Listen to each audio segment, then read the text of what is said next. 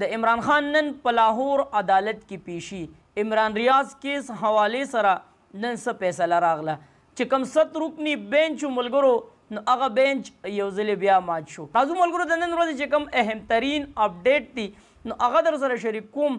ویډیو د ټولو ملګرو سره شیر کړئ او کمنټ کې موږ سره خپله رائے لازمي شریک کړئ. اول راځو ملګرو چې کوم نن 7 رکني بینچ چې نن کوم فیصله کېده نو په هغې کې یو ځلې بیا د بینچ د ماتېدو اوازونه راغله.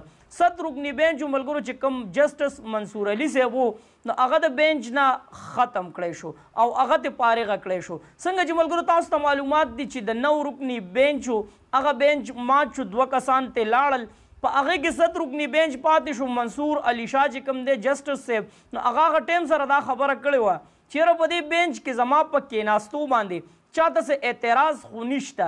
هغه ټیم سره دا خبره کړې وه خو نن ملګرو هغه اعتراض مخې ته راغلی. هغه ټیم سره خو په دې اعتراض باندې څه خبره نه وه شوې چېرې د جسټس منصور علي شاه په دې بینچ کې په کېناستو باندې موږ ته اعتراض دی.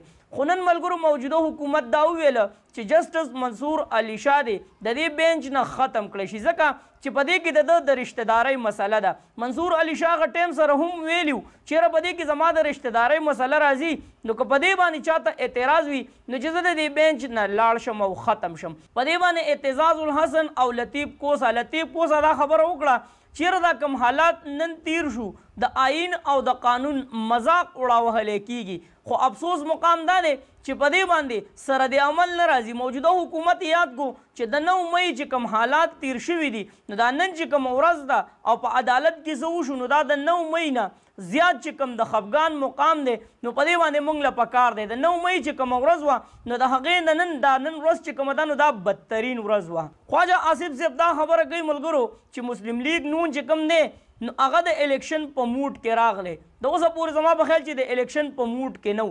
د خواجه آصف چې کوم الفاظ دي نو د هغې په دغه اخري 2 چې کوم ټکي دي نو په دې باندې ځان پوهه کوئ تاسو به د دې خبرو اخري تحت ته ورسئ چې دا خبره کوي چې اجازت کی ضرورت نه هي. لکه اوس هم نواز شریف چې کوم دی نو هغه به اجازت غواړي چېرې زه وزیر اعظم جوړ شم او که نه اجازت به هغه ته میلاویږي چېرې ته به وزیر اعظم یې. نو زما په خیال چې کوم میټینګ په دوبۍ کې روان دی نن د پاکستان چې کومه فیصله ده نو هغه په دوبۍ کې کېږي. دا هم ویلی کېږي ملګرو چې زرداري صاحب سره د خپله خاندانه دوبۍ ته لاړی او هلته کې به بهر څه کوي ملګرو اختر به منا وهي. صرف اور صرف پاکستان کې د دوی سیاست دی نور د دوی اسم نشته. دوی چې څومره هم څه دي نو هغه بهر ملک کې دي. نو نواز شریف صاحب هم سره د خاندانه هغه په بهر ملک کې به اختر منا وهي.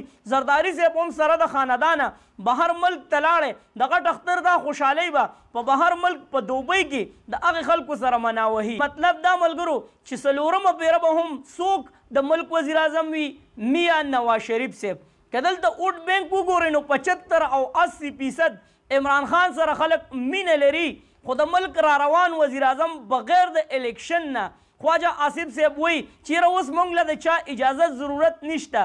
یعنې په ملک کې چې کم خلک دي او کم عوام دي او د عوامو کومه مینه ده نو هغې ته ضرورت نشته دی که د عوامو مینه وي او که نه که ووټ اچوي او که نه نو دا ملګرو را روان وزیر اعظم به څوک وي میاں نواز شریف صاحب. خو دلته کې زرداري صاحب هم تاسو ته پته دی چې هغه هم په دې انتظار دی چېرې د ملک وزیر اعظم به د پیپل پارټۍ نه راځي.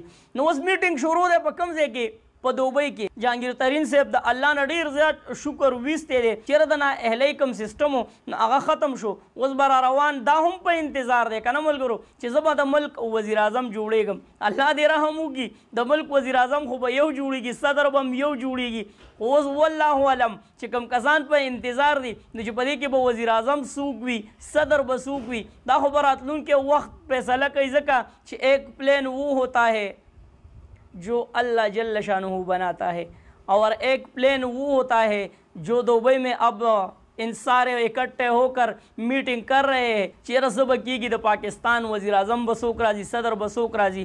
نو ګورو چې څه کېږي. د ملک پاکستان ډېرې مبارکې ورځې دي ملګرو د اختر د قربانۍ ورځې دي دعاګانې قبلیږي. دې ملک ته د زړه نه دعا وکئ ځکه د مودي چې کوم الفاظ دي د پاکستان دپاره نو مودي به داسې الفاظ چرته هم نه استعمال کړی که چېرې په دې خلکو کې لشوې. مودي چې کوم الفاظ استعمال کړي دي په امریکا کې نو دا ډېر زیات د خفګان مقام دی. خو که په دې باندې یو محب وطن پاکستانی پوهیږي دشمن داسې الفاظ د دې ملک دپاره استعمالوي، ولې استعمالوي؟ هغه دلته د پاکستان حالات ګوري، ځکه نن مودي په امریکا کې دا الفاظ استعمالوي د پاکستان خلاف. چیرې پاکستان ته زه اوس د خپلې دشمنۍ په نظر باندې هم نه ګورم.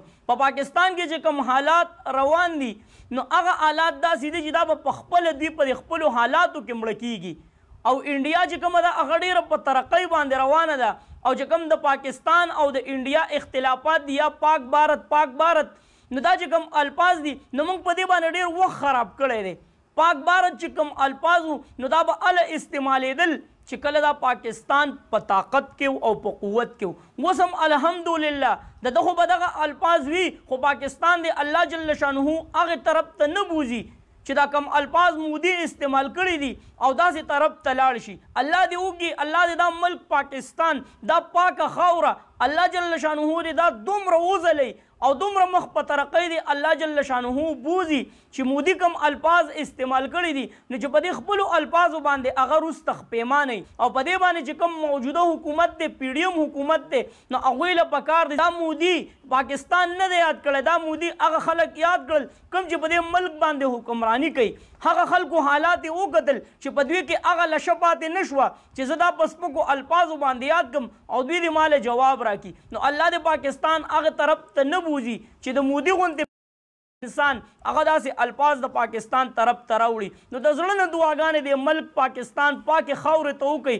بل طرف د ملګرو نن د عمران ریاض چې کوم کیس و نو د هغې حوالې سره نن یو ځل بیا په عدالت کې چې کومه خبره وه نو هغه کېده هغه خبره یو ځل بیا پاتې شوه. وکیلانو چې کومې خبرې مخې ته راوړې نو هغوی دا خبره کوي چېرې د 5 جولای پورې موږ له یو ځل بیا ټایم راکړی شو، خو انشاءالله العزیز چې د 5 جولای پورې به د عمران ریاض پته ولګي او عدالت ته به ضرور پیش شي. په ملک کې چې کوم د بارانونو نه نقصانات شوي دي نو د ماشومانو سره چې کوم 6 کسان دي نو هغه وفات شوي دي. دا هغه کسان دي ملګرو چې د دې کورونه به کچو، کورونه به پرې راپرېوتي، دیوالونه به کچو، دیوالونه به پرې راپرېوتي. کوشش وکړئ په خپل چاپېرچل کې کله چا کور کچوي یا یې دیوالونه کچوي نو کوشش وکړئ چې هغوی له که وسم کېږي چېرته وله پلسټک راوړئ، که وسم کېږي نو کوشش وکړئ چې کله باران وي نو که چېرته اوجره موجره وي ستاسو نو هغوی له د سر د سوري دپاره ځای ورکئ. خدای مکه هسې نه چې په هغوی باندې دا کورونه راپرېوځي. نو دغه چې کوم بارانونه دي نو هغه شروع کېدو واله دي نو په خپل چاپېرچل باندې خصوصي نظر وساتئ چې الله مکه دغه چې کوم قیمتي ځانونه دي نو چې هغه ضایع نه شي. ملګرو د عمران خان چې کومه پیشي ده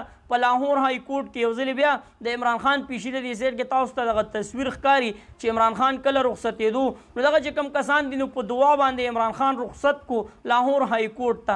ځکه ملګرو دا هم ویلی کېږي څنګه چې تاسو سره پرون ویډیو کې ما ویلي چې حمید میر دغه انکشاف کړی دی چې د عمران خان سره کوم کردار روان دی نو د ضیا صاحب چې کوم کردار نو هغه کردار د عمران خان سره روان دی او الله جل شانه دې داسې څه مسله نه راولي څنګه چې نن موږ په ضیا صاحب پسې لاس مروړو نو خدای مکه چې بیا سې نه په عمران خان صاحب پسې هم لاس مروړو. دغه ملګرو د نن ورځې چې کوم اهم ترین اپډیټ دی هغه مې ستاسو سره شریک کړل. دغه اپډیټ په تاسو باندې څنګه ولګېدل کمنټ کې موږ سره خپله رایه لازمي شریک کړئ. ویډیو د ټولو ملګرو سره شیر کړئ چې ټول ملګري د نن ورځې د اپډیټ نه خبر شي. چېرته هم یې الله مخاد آباد او خوشحاله ساته. اخر کې یو آواز پاکستان زنده باد، مسلمان زنده باد، تل دی وي آباد دی وي زموږ وطن پاکستان دی وي مسلمان دی وي. الله پام